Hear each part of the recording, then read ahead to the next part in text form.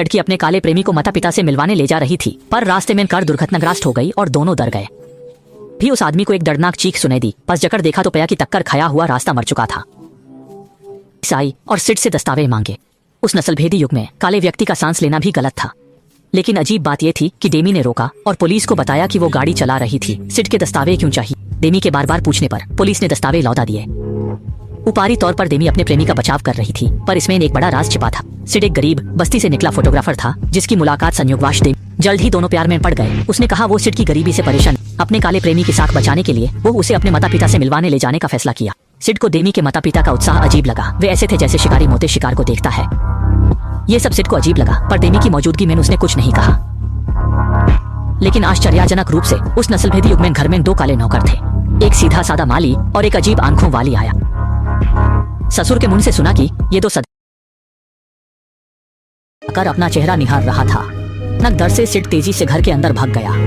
Use पता नहीं था कि सास पहले से ही बैठक में इंतजार कर। सिड शांत हुआ और सोफे पर बैठ गया। सास ने कॉफी उठाई और अपने चम्मच को कप में घुमाते देख अचानक उसके चेहरे पर आंसू बह निकले और वो खुद पर काबू नहीं रख पाए। अंधेरे कमरे में चांद की रोशनी में सिड को सास ने पूरी तरह सुला दी। संयोग से अगले दिन घर पर एक पार्टी। अचानक छोटे से खेत में कुछ गोरे अमीर लोग आ पहुंचे और अजीब बात यह थी कि वे सभी बुढ़े थे। सबसे छोटा भी सिड का दादा हो सकता था। जब उन्होंने सिड को देखा तो बहुत खुश हुए। उसकी मजबूत काली त्वचा की तारीफ करने लगे। बुधिया ने सिड के सामने तोफू खाया, जबकि उसका पति चुपचाप सिर हिलाता रहा। सिड को अजीब लगा, जैसे सभी उसे घूर रहे हों। भीड़ से दूर हट गया और कैमरा से सब कुछ रिकॉर्ड करने लगा। अचानक कैमरा मैन एक सेफ्ट कपड़े सिड ने पीछे फिर कर उसे मिला। वो चुपचाप नमस्ते करने गया, पर जब मुदा तो खाली आंखें दिखीं।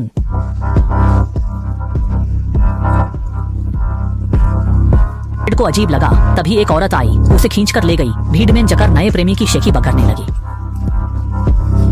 हैरान होकर मैदान के किनारे पहुंचा। वहां उसे एक अंधा अमीर मिला, जो न सिर्फ उसका पेशा जानता था, बल्कि शहर में उसकी गैलरी के बारे में भी और फोटोग्राफी में रुचि दिखाई। पर ये सुनकर वो राहत महसूस करने लगा। आखिर कोई सामान्य इंसान मिला।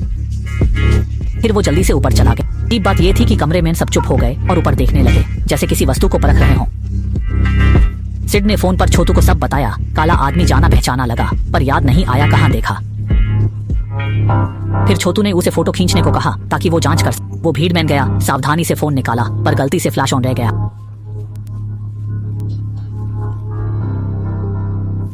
सब सुन रह गए। वो काला दोस्त अजीब मुस्कुराया, फिर उसकी आंखों में छेद दिखा। नाक के नीचे से भी खून बहा। सिड हैरान था। एक फोटो से ऐसा नतीजा नहीं सोचा था। कुछ देर बाद वो आदमी चिल्लाया कि सिड यहां से चला जाए।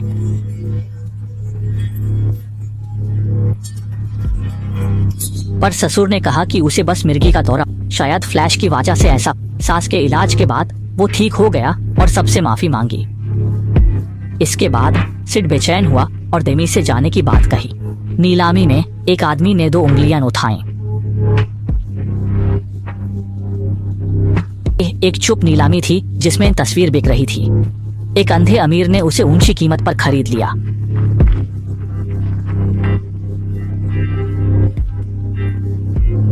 अब उसे लगा कुछ गलत है। वो कल जाने का सोच रहा था।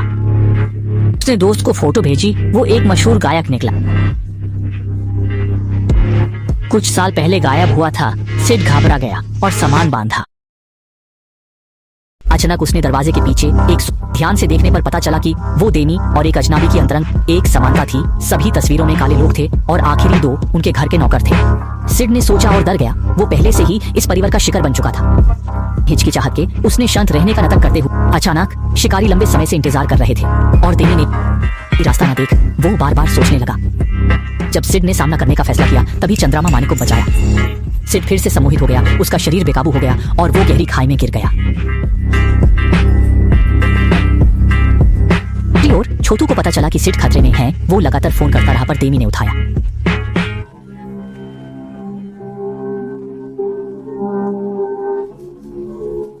उसके हाथ पैर बंधे हुए थे। उसने पूरी ताकत से संघर्ष किया। अचानक सामने का टीवी चालू हुआ, जिसमें परिवार का इतिहास दिखाया गया। पता चला कि डेमी के 8 पीढ़ियों के पूर्वज ये काम कर रहे थे। वे बूढ़े गोरों के दिमाग को स्वस्थ काले लोगों में डालकर अमर हो जाते थे।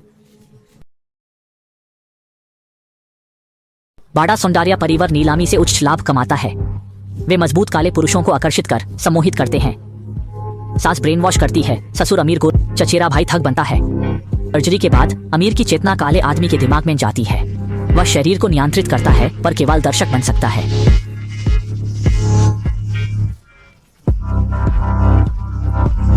ऐसे ही वह बचने की सोच रहा था, कुर्सी पर स्पंज ने उसका ध्यान खींचा। उसके मन में एक साहसी विचार आया। जल्द ही वीडियो में सम्मोहों की आवाज फिर, जैसा कि उम्मीद थी, सिड की चेतना फिर से गहराई में डूब। तहखाने में ससुर तैयार था।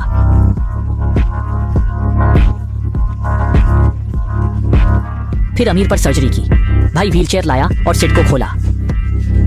ऐसे ही वह सिड को व्हीलचेयर पर खींचने वाला था, सिड अचानक उठा और यूस बेहोश कर दिया।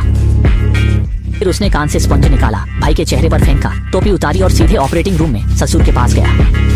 अब सांस की यूं से सम्मोहन उपकरण से रोकने के लिए सिड ने पहले कप तोड़ दिया। इस समय वो क्रोध से चल रहा था। जल्दी से सांस को निपटाया, फिर कैंची से जागे चचेरे भाई को मारा और उस ऊपर की सुंदरी बेखबर थी, कंप्यूटर पर अगला शिकार खोज रही थी। कर लेकर भागा पर अचानक काली नौकरानी चल के सामने आ गई। अजी में सिड उस बेचारी को छोड़ ना सका, इसलिए उसे साथ ले गया।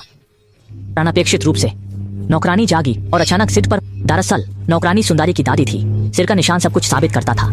सिड रुक गया, घर पास के एक बड़े पेड़ से टकरा गई। अचानक सुंदरी बंदूक लेकर आई, साथ में उसका माली भी था। वो सुंदरी का दादा था।